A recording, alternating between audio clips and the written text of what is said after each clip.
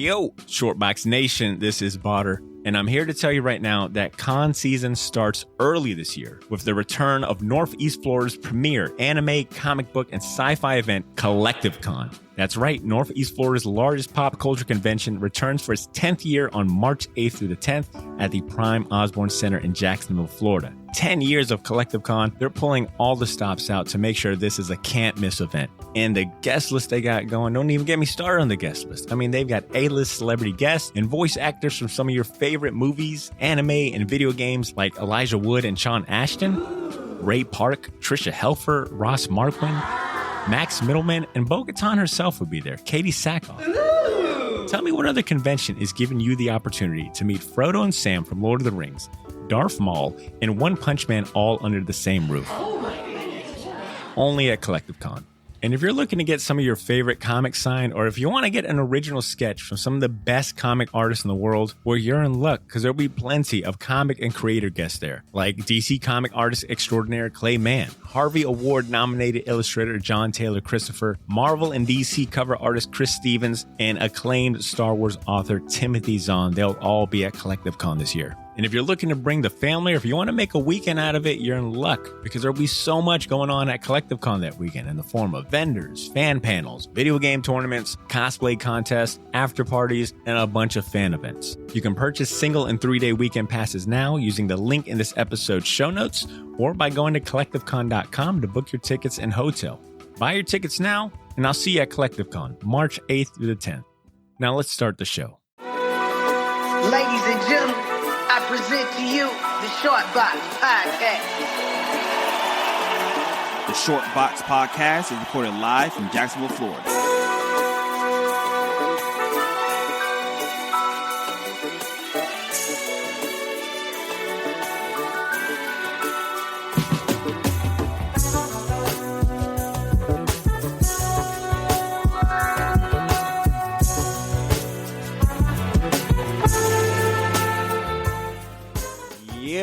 Short Box Nation, welcome back to the podcast. This is episode 360. I don't know about you guys, but these last 2 weeks since we last talked has felt like a lifetime. I know I'm happy to be behind the mic, and I hope you're doing well. Today we're talking about Sara from TKO Studios. This title was among the first wave of comics this young company released back in 2018 and is considered by some fans as one of their best bodies of work. Sara was done by writer Garth Ennis of Preacher and Boys fame, drawn by Steve Epting, the same man who illustrated some of the best Captain America books out there, and colored by Elizabeth Brettweiser, a former art teacher turned highly respected colorist in the industry today. Sara is a gripping war story inspired by true events and set in the cold winter of 1942. It follows a Soviet sniper named Sara and her comrades as they beat back the Nazi invaders during a brutal winter campaign on the World War II Eastern Front. If you're tuning in for the first time, welcome to the Short Box Nation. You are now part of the best comic podcast in the 616. My name is Botter Milligan, and I'm joined by the rest of the Short Box crew today. In the studio for me is Edmund Danzart, a.k.a. the Edbot 5000 on social media. What's up, Ed? What's up? How you doing, man? Good. The hair's looking good. Ashley made a good point. Like, you got a lion's mane in the Oh, man. This humidity, though, it's like getting crazy. You have like a sweet Jerry curl, like Eazy-E. More like a poofy afro, I guess. All right. And then on mic number 2, calling in is published comic artist Ashley Lanny Hoy. What's up, Ashley? Hey, not much. Ashley, I realize that we don't credit you enough for being the only published comic book artist and creator on this show enough. Like I haven't milked that stone, enough. That's all right. When we go to Heroes Con, best believe I'm going to be riding your coattails, and I'll be like, no, I know Ashley Ashley knows all those people personally. And as you may have noticed, listeners, Cesar couldn't join us today, but you can hear his usual brand of funny and smarts on our previous episode 359, which was our Mike and Laura Allred Spotlight episode. The same episode that was approved by the man himself, Mike Allred. That was awesome. Yeah, that was pretty sweet. He called it, and I quote here, possibly the most thorough and well-researched consolidated summary of our careers that he and his wife has ever heard. which means a lot to us. I want to go ahead and, you know what, I'm going to gloat a little bit. I'm going to give us a round of applause for that episode last week. And a big shout out and applause to Mike and Laura Alray.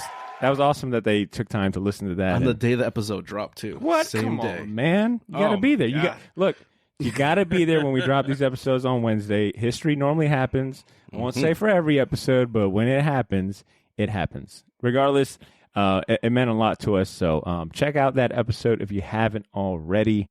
It sounds like everyone's doing pretty well. Like, has anyone done anything fun or exciting with these last 2 weeks off or to kick off the summer? Anything notable? Not at all. Nope. Actually, I think you said it best before I remembered to hit record.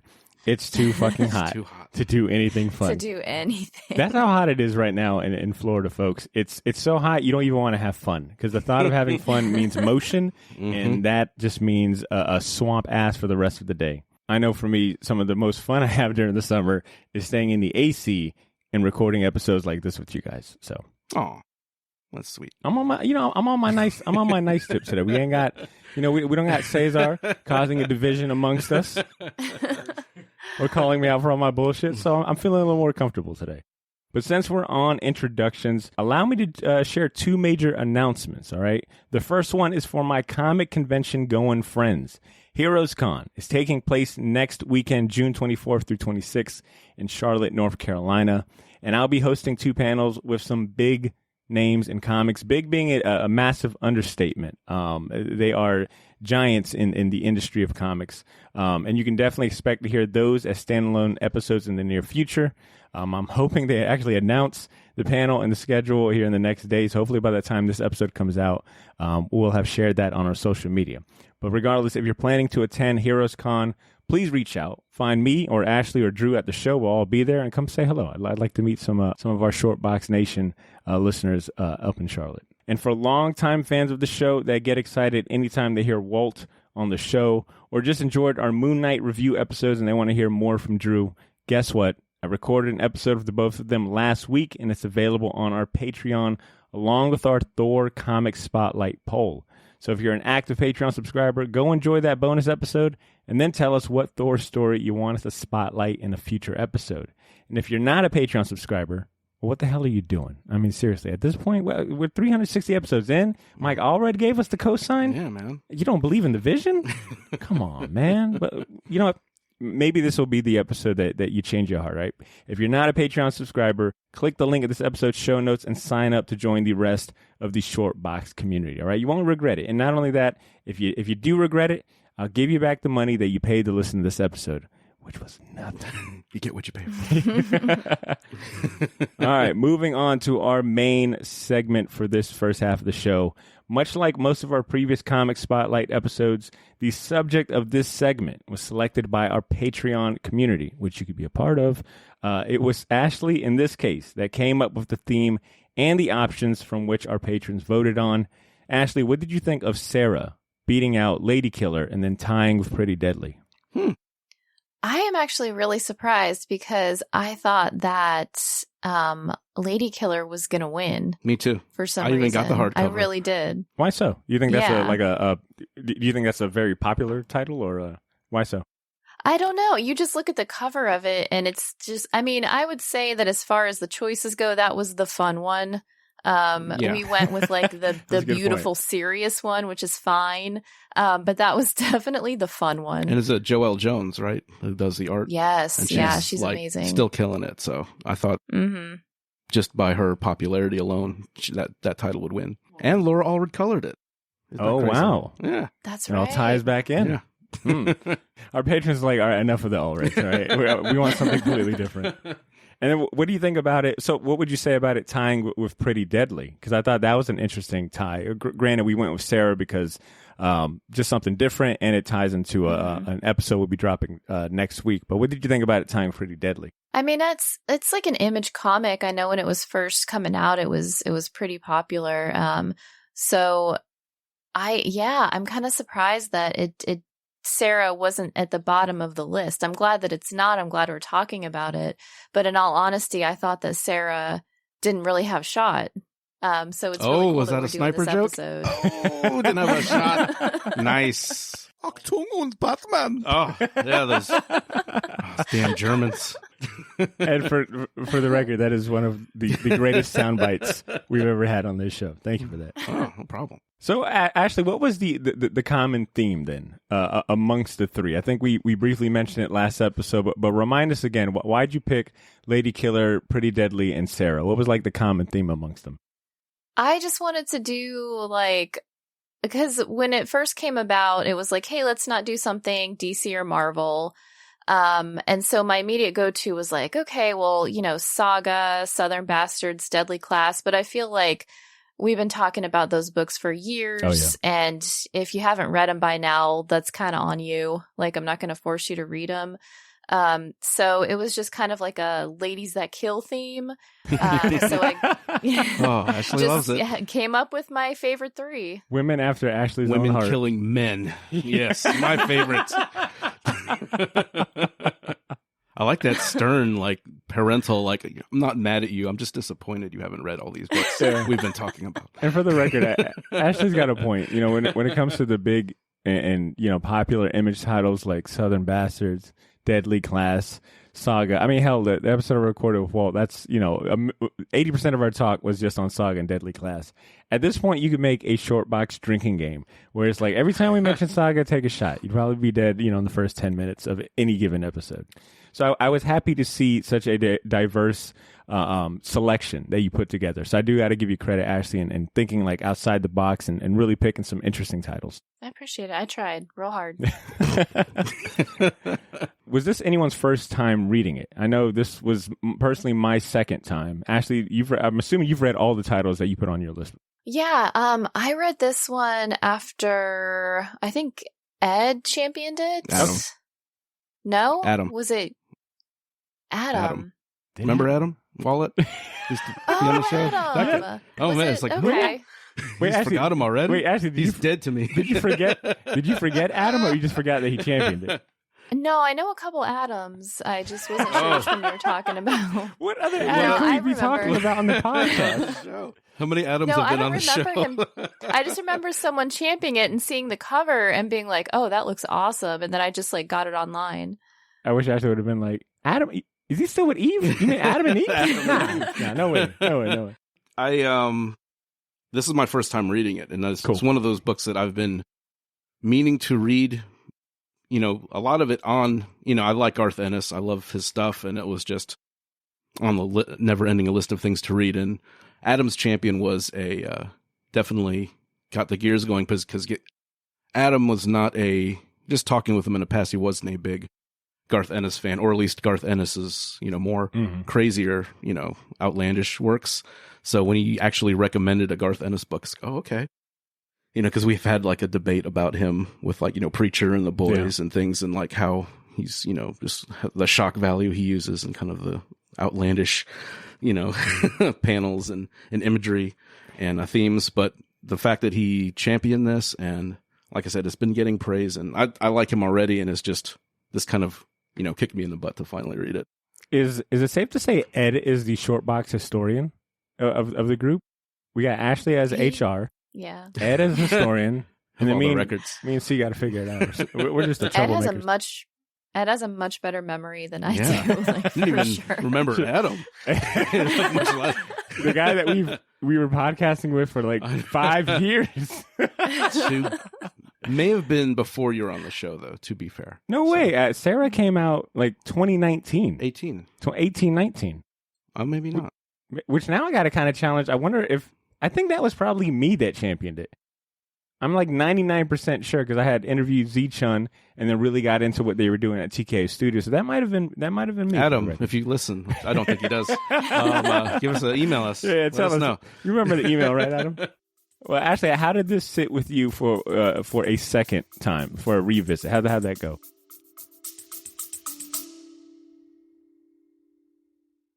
Yo, This is Botter. Sorry for interrupting this episode, but I'll keep it brief. I wanted to let you know about a massive sale we have going on over at the Shortbox store on all of our merchandise and apparel. That's theshortboxstore.bigcartel.com. You can now save 20% off your entire order using the discount code YOO, Y-O-O. So if you've been waiting for the right time to finally buy that gauntlet snapback, or if you ever wanted to buy any of the shirts you see me wear on the podcast, well, now's your chance to get them for a steal. We still have a few sizes left of everything, but they won't last long, and once they're gone, they are gone. And did I mention that all of our apparel is screen printed on high quality material? None of that heat transfer or direct to garment stuff. Our shirts are some of the most comfortable ones you'll ever wear, and the hats look even better in person. So wear your support for the Shortbox Nation proudly, knowing that you're going to look damn good doing it. Get to theshortboxstore.bigcartel.com as soon as you can, and don't forget to use that discount code YOO, Y-O-O, to save 20% off your entire order. All of this information can be found in this episode's show notes if you want to get there faster. Thanks for not pressing fast forward. Now back to the show.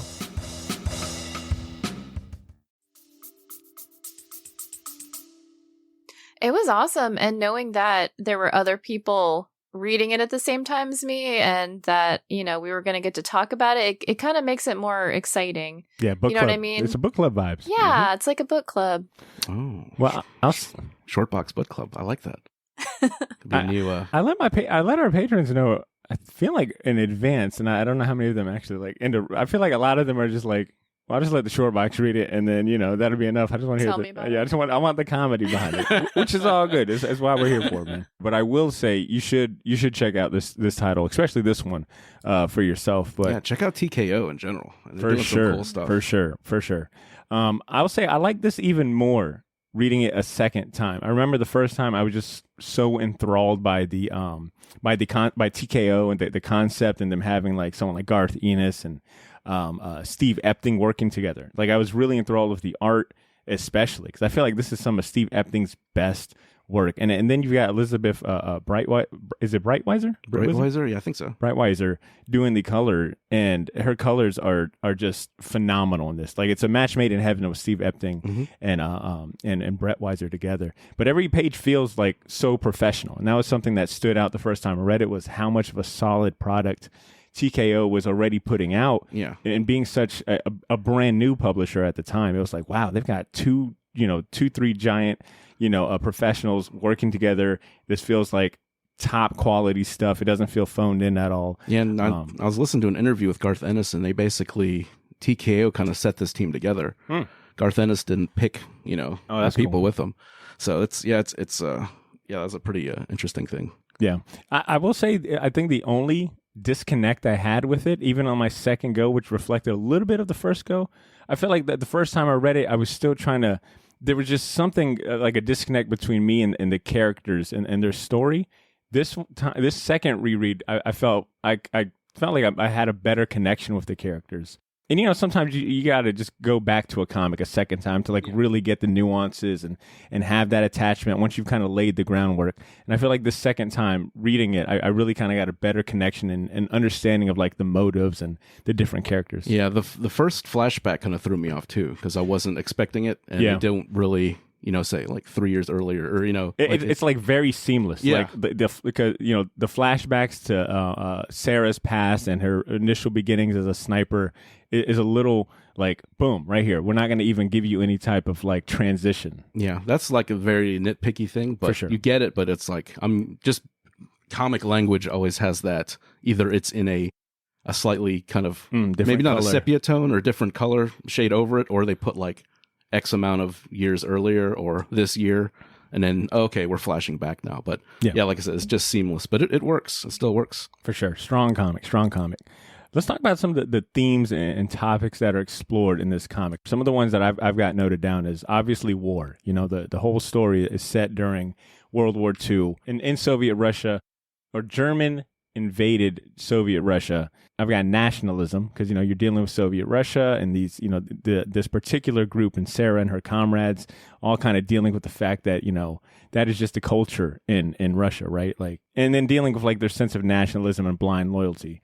I've got equality and sexism in the armed forces, because you see a lot of interactions between, Sara and her female comrades with the rest of the male-dominated, army that they're in, and their interactions and how they get treated and seen. Was there any other themes or topics that you guys picked up on? The biggest one for me was the camaraderie between the soldiers. Also, just the morality of war, because when you're fighting Nazis, there's an obvious good side and a bad side. But that's not to say that, the good side didn't make plenty of mistakes and do plenty of horrible things. Yeah, you're having totalitarianism and fascism. Yeah. Okay, who's the good guy here, Yeah. And definitely the part with the dogs, which is historically accurate, kind of really hurt my heart reading that. Yeah, and another thing, too, is there's that, dehumanizing the enemy. Where when they flash back in their training, is how many men have you killed? And then Sarah's like, it's a trick question. These aren't people, They're Nazis. I'm like, oh. You see it in science fiction, with Starship Troopers, where the enemies are insects. They're not humans. We're fighting. Feel free to kill. And it's they can feel pain. They can, or is it? What is? They can feel. They feel fear, and they're like, yeah. It's really bizarre. Yeah. That, and you can see the kind of the propaganda of war, good point. That one officer that was the PR officer. Yeah, it was almost like a PR, the PR officer, and basically when they posted the story about them overtaking the tank and how they that's not what happened. Yeah, how they smudged the facts. They smudged the facts, and even on the other side where they basically, in this story they kind of made all 7 women this one red bitch, the red bitch of this boogeyman sniper that the Russians had to kind of basically inspire the German side. So there's a lot of that, and the cost of war on someone's humanity, just how it affects people. You see Sarah, who's almost robotic, super professional, like a Terminator, just go in, I work by myself, scoping out when she's looking at all the soldiers, okay, I have to wait here, who's this guy, what's his rank, if I do this, do I have time to react? Just kind of scoping out the whole situation. I think you can count on one hand how many times you really get to see Sarah emotional or really just emotional. And I think a lot of that happens in the flashbacks when she's still a young soldier, kind of naive or still learning about, the position that she's in. Yeah, and you have characters too, because I like that they have all the characters almost have different hair colors, so you can kind of tell them apart, because in a lot of war fiction, everyone with all the mud and blood and dirt, everyone kind of looks the same, Yeah. So it kind of gives each individual a presence. And you have Vera, the kind of the crazy one, the one who's really embraced the savagery of war, who's just looking forward to torturing people and killing. And you have and is it Vera that was that? I think so. And you have the Lady, the little the redhead, who was just the innocent one, scared shitless, which I can totally relate to. What am I doing here? This is ridiculous. These are kids, and this is historically based on historical accuracy. The Russians had around 2,000 female snipers in the military, and some, like you said, some say it's a progressive stance maybe by the Russians. I think it's a desperation stance. I think it's because we're losing. The Russians lost the most people in World War II, and they don't, like I said, they kind of get brushed aside. We don't see that side of the story in World War II. It's America wins, the British wins, but the Russia did a lot of the grunt work in that. And they had the most casualties, and I think they killed the most Germans on the other side too. So that was something I didn't know in my first read. I didn't know that this was inspired by true events. And I think taking time to do a little bit of more research before I reread it really enhanced my reading experience, right? And it shouldn't be no surprise, because I believe Enos is he does his research. He's kind of a history buff at that.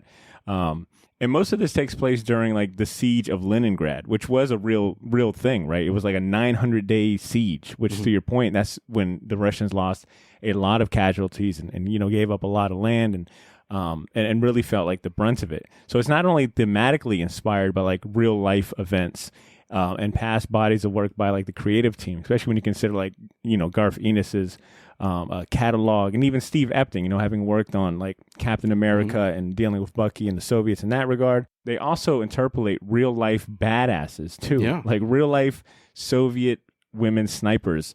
And tell me if you guys agree, but I think it's safe to say Sara is based on a real life person by the name of Ludmila Pavlichenko. I think that's as good as anyone can pronounce it. Ludmila Pavlichenko, who Lady Death. Nicknamed Lady Death. Similar story to Sara in the comic books and her own life, right? Like, grew up in a small town outside of Kyiv, Ukraine. Was studying for her master's degree in history at that university. The Germans started invading. Immediately volunteered. Was already pretty. She knew her way around a rifle.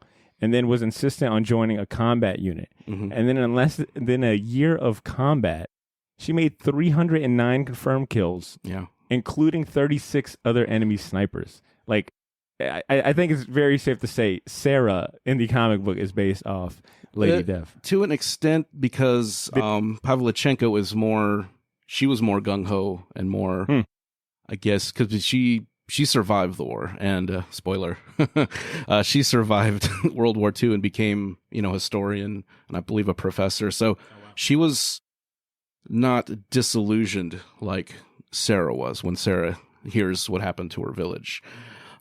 So I think there is, because I've listened to an interview with Garth Ennis, he said these is all fictional characters, but I did take, because he, like I said, he grew up on war comics, whereas a lot of us grew up on superhero comics as a kid. It's just all that was available to him. So that's, he didn't get into superheroes as a teenager. That's why he doesn't have that affinity for superheroes, which you can tell by his writing. He's just, but he was like and then like I said, he always studied, even as a kid, he would study war. So that's why when you read his war comics and, you read his more superhero stuff, you can see the thematic changes in like, like the restraint is kept in the, he has more reverence for the subject matter. Good point. Did he say anything about the other notable Soviet sniper, the former kindergarten teacher turned badass sniper, Tanya Baramzina? Like, he didn't mention anyone by name specifically. He said he saw this photo with about, I think, 7 or 8 women just kind of smiling, but they all have rifles and they're all, in uniform and stuff. And he said they range from age. One girl looked like she was a teenager to like someone in their maybe late 20s. And this group combined for, almost 800 kills, and they're just smiling. So he took some of the faces and he based some of the characters in this book on that photo. Not Sara, okay. But he took some of the facial features. Like an amalgam. Yeah, but he said, he always emphasized, like, I'm not making a story for these people. I don't know their history.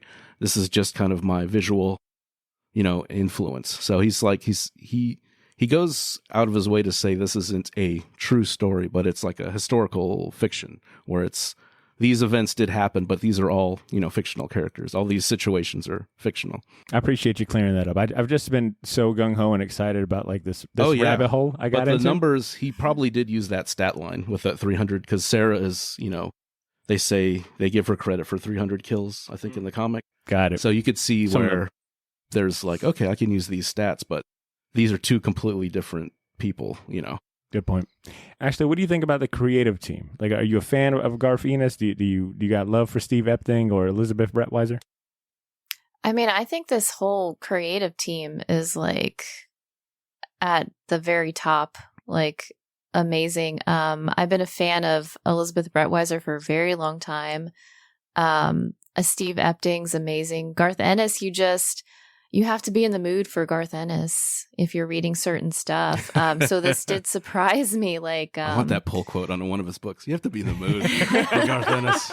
Ashley, you got to be in the mood for it. I feel that 100%. Ashley. Yeah, he's not for everybody, and like I said, but reading stuff like this, and if you've only read Preacher, if you only read The Boys, reading something like this is like, oh wow, because it's refreshing. I'll say that it doesn't feel as despite what you think of, which is kind of a weird way to call this refreshing, compared to the what subject you think matter. of what he uses, I think his strength is his character work, and it shines through here. And he's not exploitative with war. He's not glamorizing things. Like I said, he could easily have made like some really gross out, like when she shoots the officer and it just shows like the opposite side where the blood splatters on the men instead of like a giant head exploding like he would in The Boys. I wonder how much of that is a good point. And I wonder how much of that was like Steve Epting, like giving Steve Epting the freedom to like, portray certain elements because I don't, Steve Epting, is definitely, I think safe to say, he's like a company man, right? He's a pro. A vet,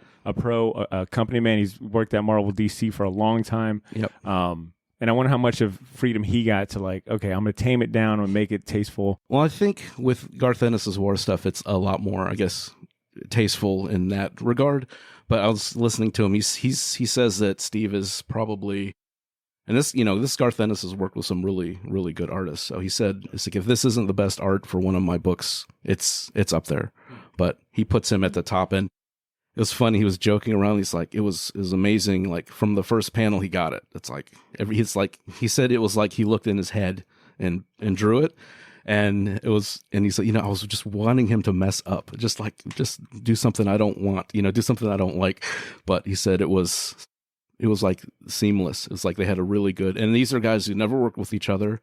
This isn't someone that Garth Ennis picked, and with someone with his clout, he could pick anybody, especially if TKO recruited him because they wanted, to make a splash with those big names with that first wave of books. So it's like, I felt like all three of them, Enos, Epting, and Brett Weiser, were firing on all cylinders. It felt like all three of them were at the top of their game for this project. And when you consider how far along they are in their careers, I think that's saying something. The colors, I think, really set the mood. Like when they're, even in those quiet moments when they're around the dinner table in the cabin, and it's just like almost like it's by candlelight. There's a lot of shadow, and it's kind of that orangish, glow.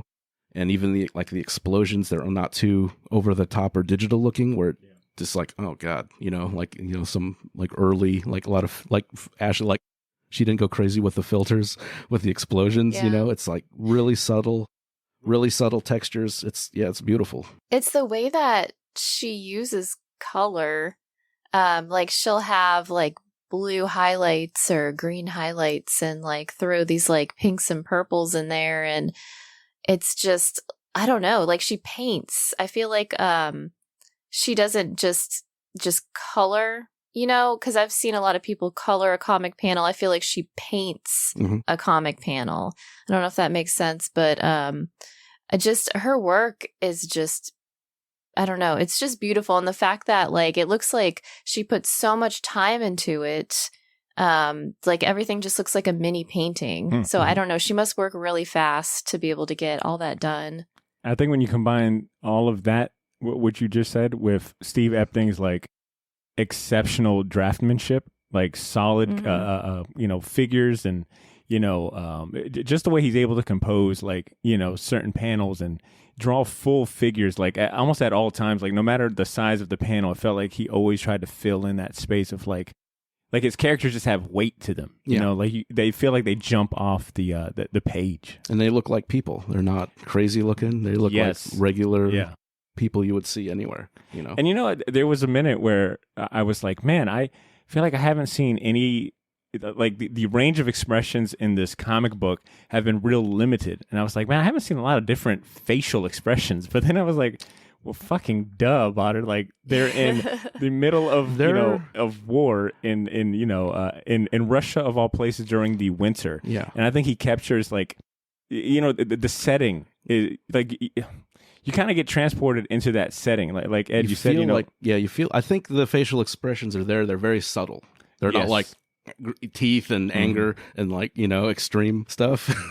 Like there's I've always heard like Russians are very stoic people. Like they're not very expressive, and reading this, you definitely get the vibe of like they've got, at least these characters have a lot of pent up emotions, and they have excellent control over their emotions. You feel like a tension, even though you're in kind of you're out in like the field, out in the woods, but you feel that almost claustrophobic and tension, like when you're in that cabin with like 6 of those people. And I think, and the subject matter too, right? Like we're following this group of all female snipers, And then towards the end, when you realize that the Germans have enlisted their own like legendary sniper themselves, like I think it boosts the tension even more because snipers are naturally inclined to hide, right? Like they're supposed to be invisible, and I think excellent word, attention. Ashley, was there any like standout characters, panels, pages, or anything like in particular that like jumped off the page or really resonated with you? Every time I think about this book, I see is it's in the first couple pages when you first see her sitting up in that tree. That's a great shot. Yeah.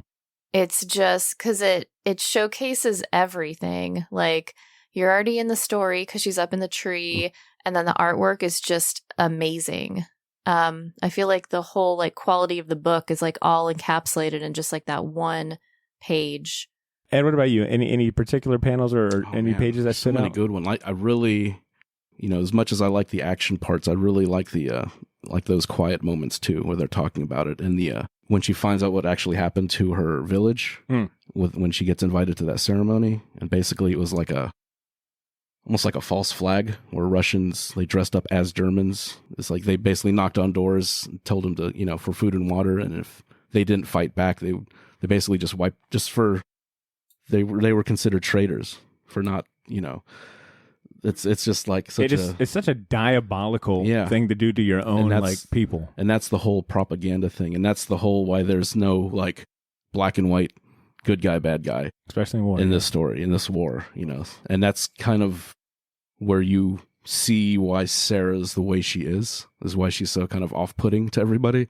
You kind of understand her motives, and it's like, well, she's lost that. What else is she? What else is she fighting for? I can't fight them. I'm going to kill all these Germans. Yeah, it's pretty crazy stuff, and historically pretty accurate. Anytime Sara gets to explaining her process, like when she's like behind the rifle, and she's and you really got to see like why she's kind of considered a savant when it comes to like warfare and being such a badass sniper. But like the way Enos uses the internal monologue boxes, which you don't see a lot of, I think, in comics now, but when they are done well, I thoroughly enjoy being inside the mind of the character. But he executed that well in a bunch of scenes throughout this comic.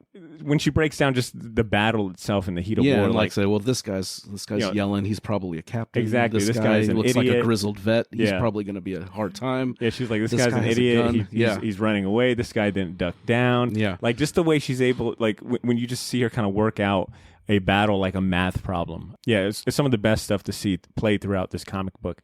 But Ed, to your point, outside of like, and I don't feel like the battles are huge and like big blockbuster epics and splash pages. Like it's done in a very tasteful way, and I feel like it doesn't linger too long on it.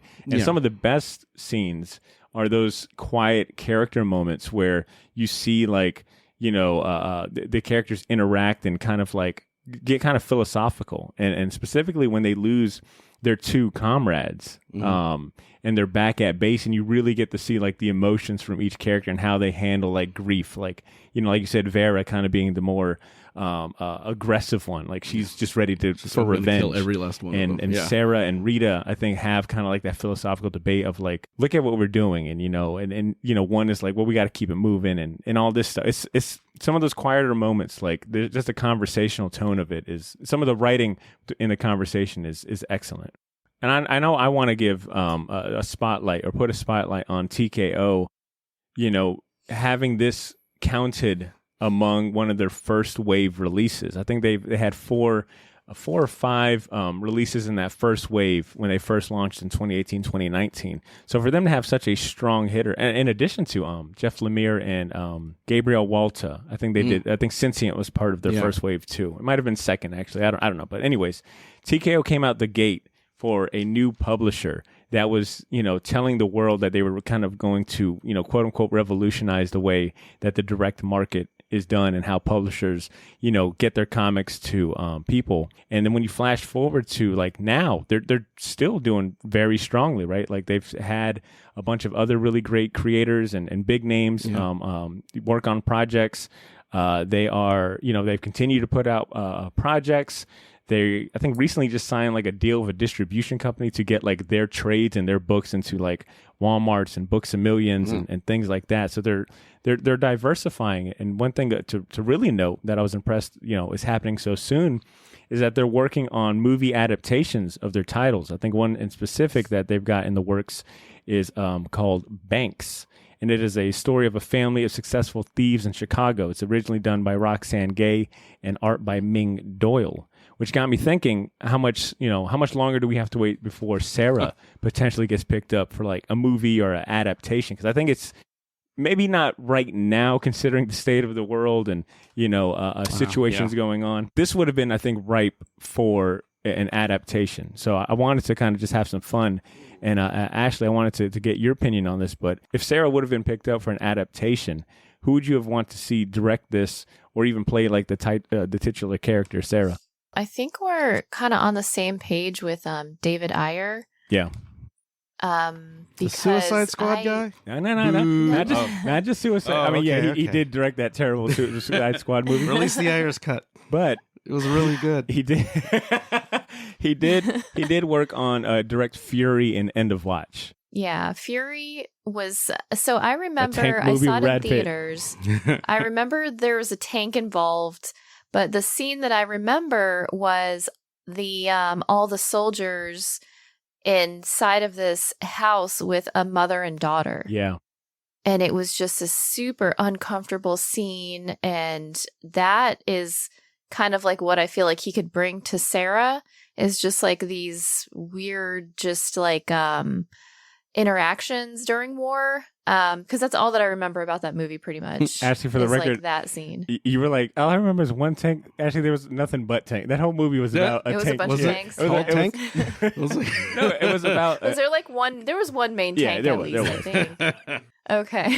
It was like Cars. He had a face and a smile. John Bernthal was in that movie too, and he was really good. I remember. He was, and him good. Too. Man, he was crazy. It's a solid movie. It's about a tank unit during, I want to say World War II. It might have been it was one of those world wars, but about a tank unit kind of fighting Germany and whatnot. That was such a solid movie, and yeah, there was great action scenes, but he did such a good job focusing on like this unit and how they dealt with the war and the different personalities and what I think John Bernthal actually plays like how Vera is in this Sara comic. That was John Bernthal. He was all gung ho about war and just like really fucking way too hype about it. But David Ayer also did End of Watch with Jake Gyllenhaal and old boy from Ant-Man, that funny guy. Paul Rudd? No, not Paul Rudd. Oh. I guess that wouldn't, that doesn't nail it down. His best friend, he always had a story. And then my man Stan Lee. Oh, the Hispanic guy? Yeah, what's his name? He's great. I forgot his name. I can't recall off the top of my head right now.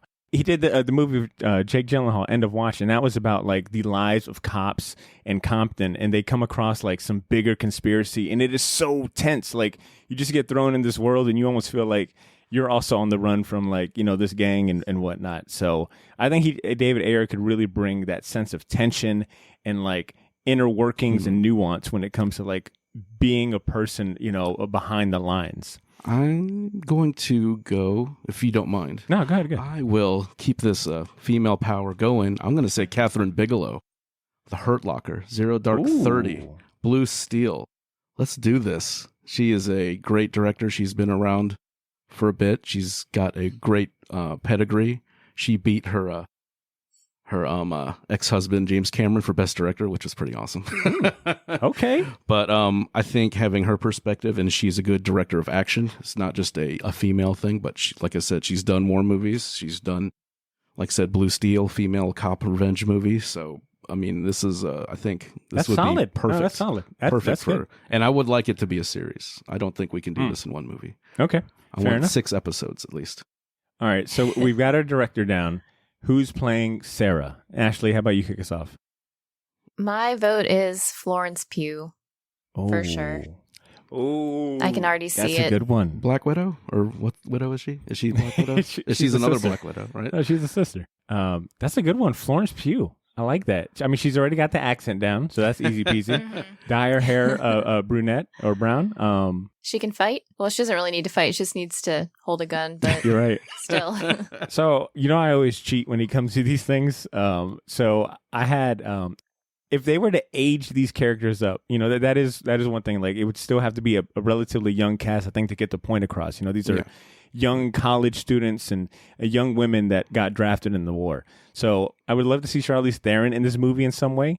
But if that's not possible, I think fucking Elizabeth Olsen or Emilia Clarke could play Sarah.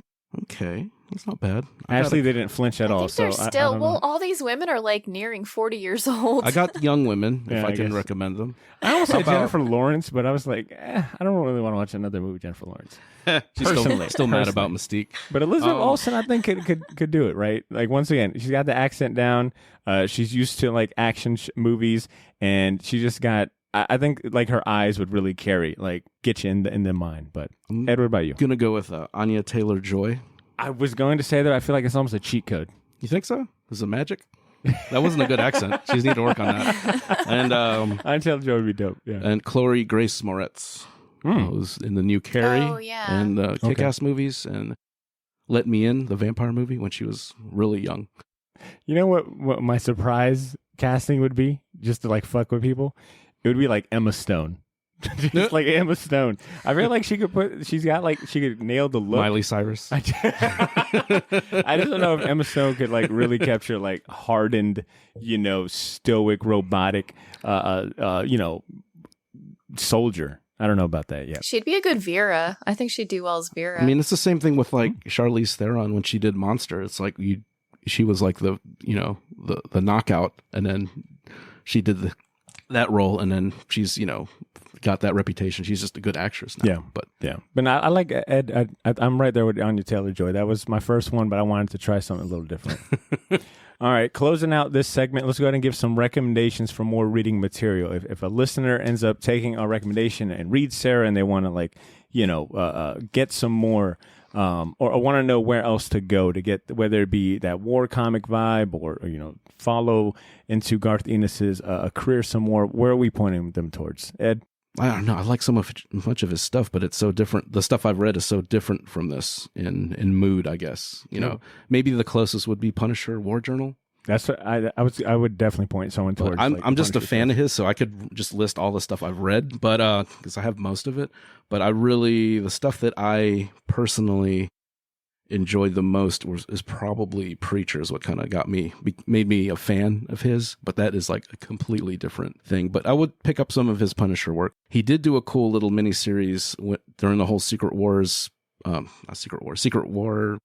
when they did the Battle World thing. Series. He did a cool little thing called Where Monsters Dwell, which is like a cool kind of pulpy Indiana Jones-ish, type of thing, which is different. And that was a pretty fun, like 2-issue series. Good stuff.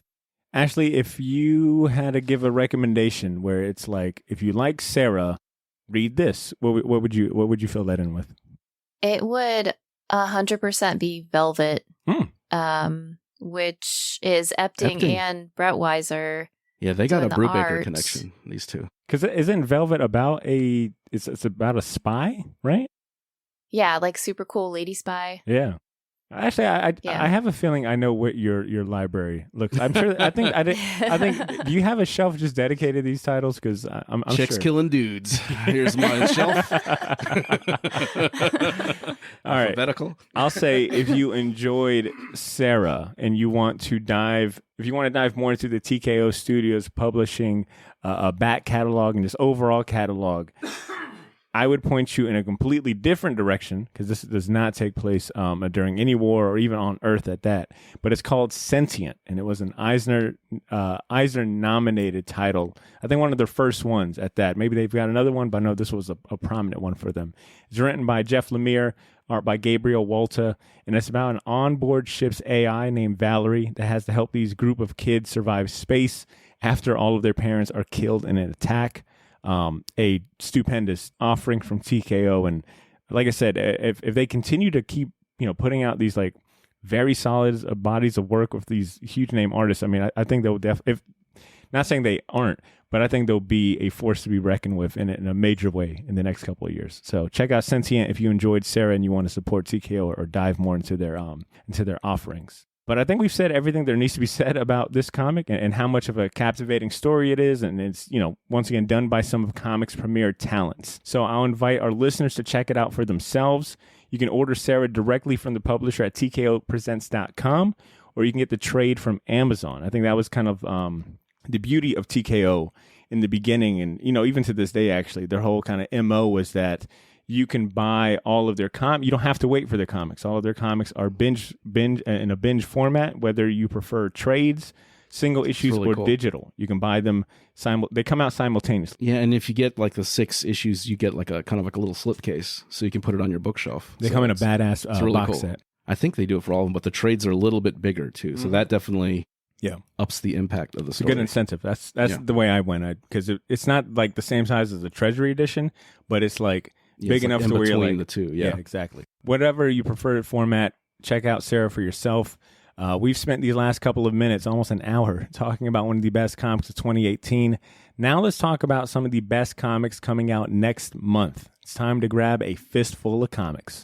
You can either have a mouthful of teeth or a fistful of comics.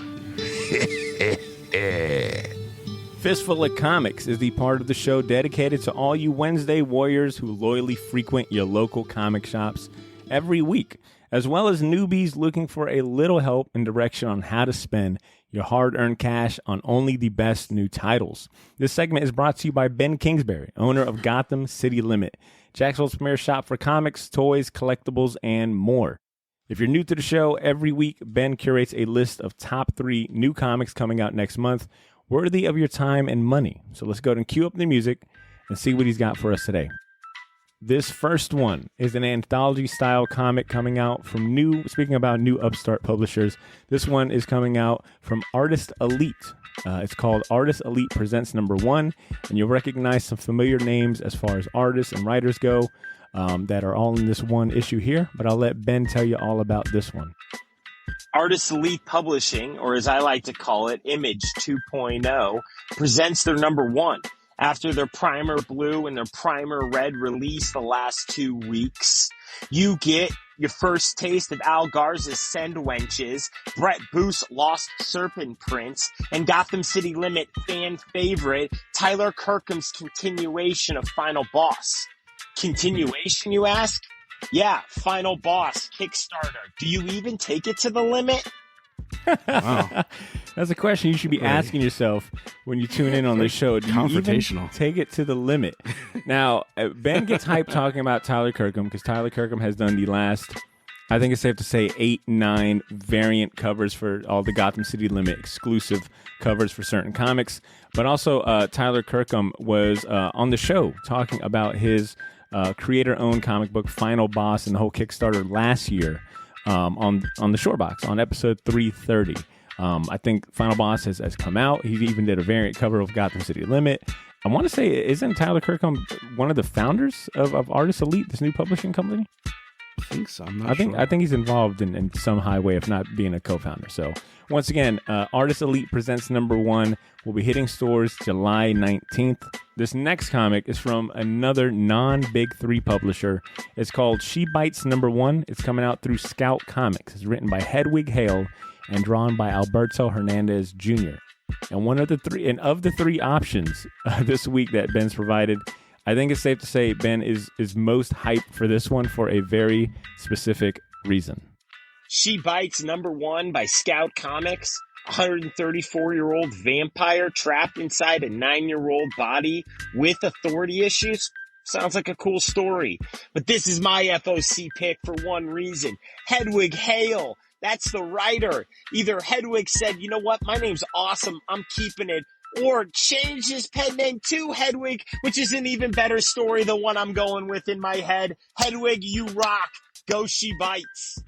Who knew that? Wow. Who knew that Ben was such a enthusiastic, not only Harry Potter fan, but a fucking Hedwig fan? Hedwig and the Angry Inch. Has anyone seen that? No, I have not. Okay. I know what that is, though. Yeah, it's like I didn't know that was an actual. Never heard that name before outside of that. Imagine Ben meeting this Hedwig Hale in a convention and just losing his fucking shit. Having him sign like a Hedwig plushie. And the dude's like, I don't even know what this is. My mom just named me that, all right? All right, last but not least on Ben's list, this one also arrives July 20th, and it's the first issue of Marvel's next big summer comic event. AXE Judgment Day #1 of 6. Marvel's newest attempt at a major crossover story. Oh, please, Lord, don't let this turn into Empire. Avengers, X-Men, Eternals. Kieran, it's all set up for you. Let's knock this one out of the park. What do you say? I have a feeling that this one will be an expensive crossover event. Jeez. But if you're a fan of the Avengers, X-Men, and Eternals, and you want them all in one book, that seems to be the premise of this here crossover. It's a 6-issue limit. I think it's a 6-issue series. I'm not sure of the spin-offs and whatnot, but first issue arrives July 20th. Ashley and Ed, I'm going to turn to you and ask which one is worthy of making it on your pull list. I guess that Hedwig one. I'm sold. I know. Is it for the same reason? I guess, yeah. I wonder if it's the same guy. I don't think it is. That's not a real person. You mean an owl? You wonder if the owl wrote this comic book? The Hedwig from Hedwig of the Angry Inch wrote it, which is not a real person. So I doubt it. I don't know. Yeah, I like it. She Bites seems pretty. That's a funny. That's a funny me. idea. Like a 9-year-old vampire. It was reminds it 9-year-old, right? Okay. Yeah. 139-year-old vampire stuck in a 9-year-old's body. That's pretty funny. Yeah, that sounds pretty good. I will probably go with this Artist Elite Presents #1. Tyler Kirk might as well just be an honorary member of Jacksonville, an honorary resident. But not only that, but I have been interested and happy to see, a lot of these artists and writers like take publishing into their own hand and forming like their own, you got things like the Image, the Union at Image and, AWA, TKO, which we've just kind of spotlighted. So to see like more of these smaller publishers come together, especially run by artists and writers and, creators in the comic industry and, doing their own thing. It's pretty exciting stuff and interesting at that. So I'll probably go with Artist Elite Presents #1. That'll be my pick. But listeners, that is the list for this week. If any of these pique your interest, make sure you put them on your pull list or ask your local comic shops to order it for you. Big shout outs to Ben and Gotham City Limit for their help this week. And remember, even if you don't live in Jax, you can still shop at the Limit by visiting their online store, which is linked in this episode's show notes, or shopping their community marketplace on the Whatnot app. Next up, we're going to talk about our top entertainment picks for the week. But first, we'll go on a quick music break. Mecca the Marvelous, who is in large part responsible for a lot of the dope music that you hear on this show, has a new project coming out Friday, June 17th. It's called Black Gods, and it'll be available on all streaming platforms. We're going to play a small sample of one of the singles from the album called Casablanca. Stay tuned, and we'll be right back. Look, man, this feel like summer's in Miami. Up in Casablanca, I was chilling with my granny. We was up inside the desert where the weather was my sandy. Where the weather was my sandy. Look, too much pain unto my family, so I ain't gonna stop until a nigga win the Grammy. They wanna break me down like the landing, so I stay high above the hate like a plane that ain't landing shit. How you keep it candid? Standing on my word till I'm the last man standing. Everything ain't go as I planned it. All right, listeners, once again, this song you just heard was titled Casablanca by Mecca the Marvelous off his new album, available Friday, June 17th.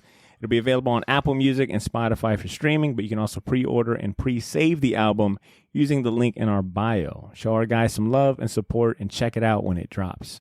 Normally, we'd share some emails after the music break, but we don't got none to read today. I mean, it has been 2 weeks since we've recorded, so not surprising there. But to entice and motivate and encourage some of you out there to write into the show and be a part of the conversation, I'm going to go ahead and sweeten the deal. Other than asking you guys to write in and tell us what you're reading and whatnot, I have got a copy of Dark Crisis #1. I'm going to hold it up to the camera for our video viewers. It is the Gotham City Limit variant drawn by Tyler Kirkham. Surprise, surprise. But it is the first issue of the newest blockbuster of the newest DC blockbuster of the summer. It's all about, I think as far as the story goes, it's about Superman, Batman, Wonder Woman, and the rest of the Justice League are dead, and the remaining heroes are left to protect the world from an onslaught of violent attacks by DC's greatest villains. So if this sounds like something you want, I mean, even from a collector standpoint, I mean, this is a Gotham City Limit variant, so there's not too many of them out there. But we'll make it easy. If you want to win that comic book, all you got to do is write us a short email and tell us about your favorite war comic, or recommend to us your favorite autobiographical / non-fiction comic. You know, we spent all this time talking about Sara, you know, it being a war comic, and it being based on, you know, real life events. I'm curious what comic books out there that fall in these categories are some of your favorites. Shoot us an email, recommend them to us, and you know, put us on to some game. All right. Hopefully, we'll all learn something new, and we'll pick one winner to get this exclusive variant. So whoever sends in the best recommendation or backstory, whatever it may be, we'll pick them to win this exclusive variant. You can write into the show by clicking the link in this episode's show notes, or sending that email to our inbox at theshortboxjacks@gmail.com. While you do that, we'll move on to our next segment and tell you about the best entertainment options we've personally enjoyed this week. It's time for Champion Season. And even though Cesar couldn't be here with us in person for this episode, he did leave a gift for all of us to enjoy. He finally got around to making a brand new bump and music for this. So this will be the premiere of the new Champion Season intro song. So let's go ahead and jump into Champion Season. It's time for Champion Season. Champions. I feel hype. I'm hyped now. I'm hyped. I'm ready to get into this. Champion Season is a part of the show where we highlight other worthwhile entertainment like movies, TV series, books, video games, and anything else we'd personally recommend to our friends like you and the rest of the Short Box Nation. Ashley, how about you do us the honors first? You know, since you brought today's topic, how about you go to kick us off for Champion Season? What are you going to champion today? So I've got two HBO's We Own the City just wrapped up. John Bernthal plays a corrupt Baltimore police officer, and it's all based on true events, and it is just super, super disturbing. Isn't this done by the... Got it. The Wire guy. Except almost everybody in this is based on a real person. And you get to the end of it and they like read you all the stats of the Baltimore Police Department, and you're like, man, everything's like all jacked up. But it's worth watching. Yeah. Is it worth watching if you just want to be in a terrible mood and question, you know, police and society? Feel a little helpless, but don't move to Baltimore. John Bernthal is... Yeah, he's amazing. He's got like this dirty little like gross goatee, and he just looks like a corrupt cop just from like the moment he lays eyes on him. Is that how Ashley thinks of all guys with like little goatees? Oh, fucking no, right there. Cool. Wait a minute. Give us the name of the show one more time. We Own the City, or We Own This City. Either way. It'll pop up. And it's on HBO, right? I think I watched it. Yeah, it's on HBO. And the other one, of course, the new season of Stranger Things. So good. Is it good enough for someone like me who watched the first two seasons, felt about the second season, didn't watch the third season, and I'm now looking at all the hype behind season 4, and I'm kind of like, maybe I'll jump back in. Is it good enough for me? I'm on the same boat Butter is. Is it good enough to like jump back in, catch up season 3, and finish season 4? Yeah, well, so I would say the same thing. I would say season 1 and season 4 are the strongest. Okay. Season 2 or 3, I would not rewatch. I already started rewatching season 4. It's just like I don't know. It just got mixed, but I know what you mean. Like the last two, I was like, okay, well, you know, I have my Netflix account, so I might as well watch it. It's free. I'm paying for it. Kids are like 20 now, right? Yeah. They're in college? They're in like college now. What's going on? No, this one, it's good. And you will have like a new favorite character in the first episode. Okay. There's a guy named Eddie Munson who's like the Dungeons and Dragons master. Munson. It's like, it's good. I would say just, if you just want to read a summary of season 3 and jump into 4, I would have no problems with that. All right. Look, if you approve that, Ashley, I'm going to do it. Because I'm on the same, like note for note, the same thing. It's like first season, awesome. Second season, I didn't watch the third season. Yeah, but I can't escape like all the hype and praise season 4 has gotten. Like it is everywhere. Way more than 3. The rollout is no one talked about. It's 3. crazy. So, all right, actually, if with all of that you shared, I'll probably look into that. That sounds good. All right, Ed, what about you, man? What are you going to champion today? I got 2, and they're 2 completely opposite ends of the spectrum. First one, I don't know if you guys seen the Chip and Dale movie. I have not. It is awesome. It is hilarious. It's not what I thought. I was reading some good reviews, so I didn't really know what to expect. But it is, if you like Roger Rabbit, Who Framed Roger Rabbit? So it's basically you have like 2D animated elements, 3D elements with live action, and it doesn't look horrible. They even make fun of like the technology, and they make fun of themselves a lot, like Disney and stuff. So they even have like the ugly Sonic before they changed the way he looked at like a convention at a table, and they're just staring at his teeth. It's like, and then like, and like Dale got like a basically why he's CGI. There's an operation. He got like a CGI operation. So Chip is still 2D animated, but Dale is like CGI. And then one of my favorite lines is Seth Rogen plays like this like henchman character, and then they're talking to him, and it's like, oh no, he's got those Polar Express dead eyes. It's like, are you talking to us? Do we need to like? Of course, I'm looking at you. It is pretty dark for a Disney movie. Not quite as dark as Roger Rabbit, but it's all about like kind of bootleg movies and bootleg cartoons. Like these characters are being kidnapped and then shipped off and like getting surgically changed and becoming bootleg stars in bootleg movies. And it's kind of meta. It's very meta. It's very funny. Kind of interesting now. And the thing is, like, John Mulaney is one of the voices, so I was like, I'm a fan of his, so I'll watch it. It's on, Disney. It's John Mulaney and who else? It's the guy from Lonely Island, Adam. What's his name? Andy Samberg. Andy Samberg. Yeah. And they do a thing where they argue, and then they like their voice. They do the pitch shift voice where they talk like the chipmunks. It's pretty. It's funny. I was not expecting to like it as much as I did, but highly recommend that. And if you have Disney Plus, why not give it a shot? Absolutely, you paying super for it. Funny. Yeah, super funny. The next one is crazy. I didn't know anything about this. I was listening to an interview with Phil Tippett, who's a longtime special effects guy. He's worked on. He did a lot of the models on Star Wars, and, did some of the stuff on, Jurassic Park, Piranha, movies like that throughout the 80s and present. But he's been working on this project in his off time for 30 years called Mad God. And it's been doing the theater circuit. I watched it on some nefarious means online. Thank you, Reddit. But it will be on Shudder June 16th. So everyone will have access to it. It's this really creepy stop animation. Everything, all the sets are real. All the effects are practical.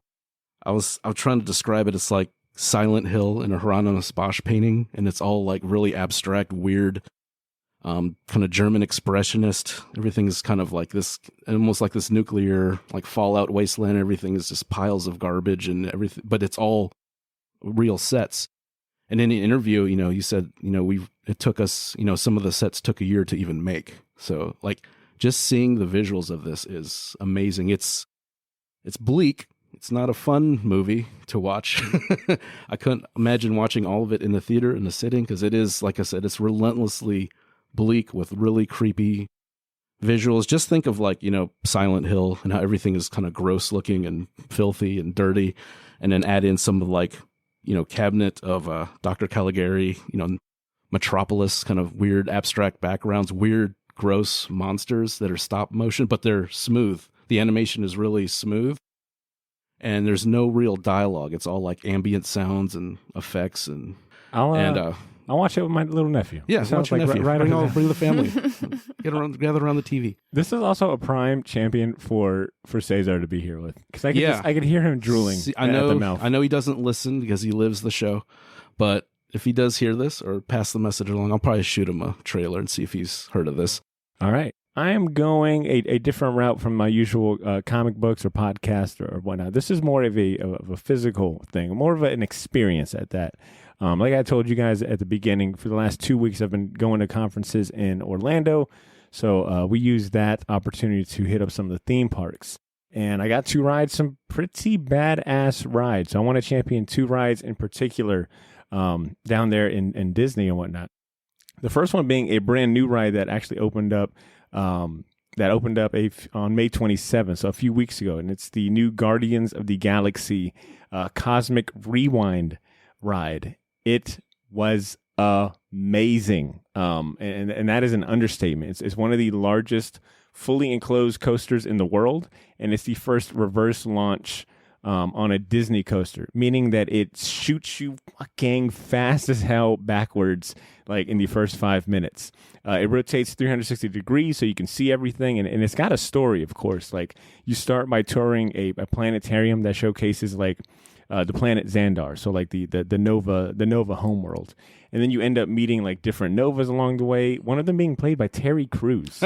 Terry Crews' big ass head just shows up on the screen, and he's supposed to be like this ambassador of the Xandors, and he's trying to take you up on his ship, but then a celestial interrupts the tour and ends up like kidnapping the Earth, like the whole Earth, and is sending it back in time. The Guardians show up, and you have to help them chase down the Celestial through time and space to save Earth. So a lot of the ride is in like pitch black. You're supposed to be in space, so like they've got like the lights that replicate like certain stars, and they've got these giant planets just floating, and you're fucking the ride takes you like all around these planets, and it just feels like you are traveling through space. Like the amount of, and I am not a coaster guy. I get motion sickness very easily, so this ride fucked me up. For starters, it fucked me up. Like the backward, everyone kept talking about it being a reverse launch, and I was like, I don't think it really dawned on me how a reverse launch will mess up someone who gets motion sickness so easily. But it was especially if you can't see where you're going. Yeah, you don't see a good bit of where you're going. But then like, it'll flip you 360 and you're like orbiting this planet, and then it shoots you like, and it makes you feel like you're traveling through space the way the lights like kind of flicker. So is this like a next level, like the Spider-Man thing in Islands of Adventure? Man, still one of my favorite rides of all time. Is it kind of like that, but kind of where it's like an interactive, where you see like a screen and then, but there's practical stuff? Or? It's like, there was a giant screen to showcase the Celestial and some of like the time warp, but it's a lot more, that one's more of a dark ride. So you're in that, stationary and you're following a track. This one is more of a roller coaster meets that. So a lot of like those visual elements and, it telling you and taking you through a story, but a lot more twists and turns and, rotations. Amazing ride. Full disclosure, it's one of those busy ass rides that you gotta sign up for a virtual queue and give them your social security and promise like your firstborn.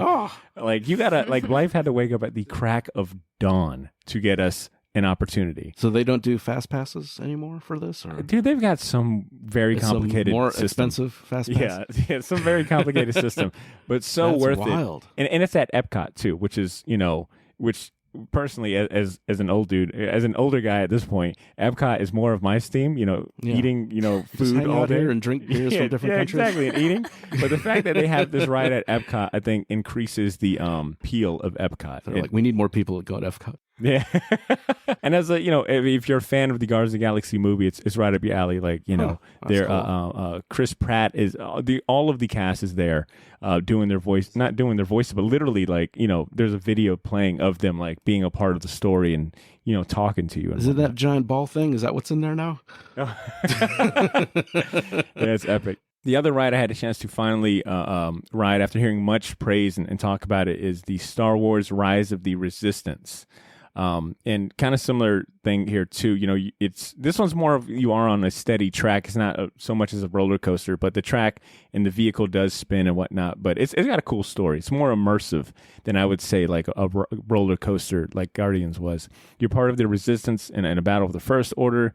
You start out in like the forest in this like Black Spire outpost, which I think we'd seen in the movies. But the Resistance you're part of like the recruits, this group of recruits that the Resistance is gathering for the secret mission, and you're being transported, but you get captured by the First Order. You get brought up into the Star Destroyer, And like you are literally walking through the Star Destroyer. Like there's a lineup of all these stormtroopers to greet you, and you get sent to the brig, and so you're greeted by like General Hux. You're greeted by Kylo Ren. Like you are in this Star Destroyer, and then you end up escaping with the help of BB-8 and Rey and whatnot. It's a lot of fun. Once again, another one of those rides that you have to do like advanced trigonometry to figure out how to get tickets and get in, and the wait is like 2 hours at all times and shit. But super fun. So long story short, I got hella spoiled these last 2 weeks by being able to go on these really popular rides. So if you ever make your way to Disney, or if you're in Florida and you're wanting to make a trip out of it, I'd say base your trip around trying to get on those 2 rides, because they are very well worth it. With my champions shared and out the way, Shortbox Nation, I want to pass it to you guys. If you got a killer champion that we should check out, share it with us, or tell us if you try out any of the recommendations we shared today. We'd love for you to join in on the conversation, and we'd love to be put onto something new, all right? Ashley, I think we can consider this episode a wrap, but before we officially sign and seal it, would you mind doing the honors of providing some parting words for the listeners? What's the main takeaway they should leave this episode with? I just kind of want to thank everyone for hanging in there, because it wasn't, it was a little bleak just talking about war. Also, we didn't have Cesar here, so it wasn't our funniest one. But I think that this book is as much of an art form as any of those like big multi-million-dollar budget war movies. So I think that it's definitely an important read, and just have like an episode of Bob's Burgers ready to go when you're done, and hug your dog and you'll be fine. Well said, Ashley. Well said. Go ahead and queue up Rescue Rangers at that, right after this one. Yeah.